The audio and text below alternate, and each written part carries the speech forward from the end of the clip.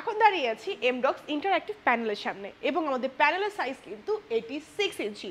Can you imagine এত বড় একটা TV? Exactly, this is not a TV, this is a interactive board. এই বোর্ডে আপনি একই সাথে অ্যান্ড্রয়েড প্লাস পিসি দুটোই কিন্তু একসাথে পাচ্ছেন, তাও আবার ইনবিল্ড।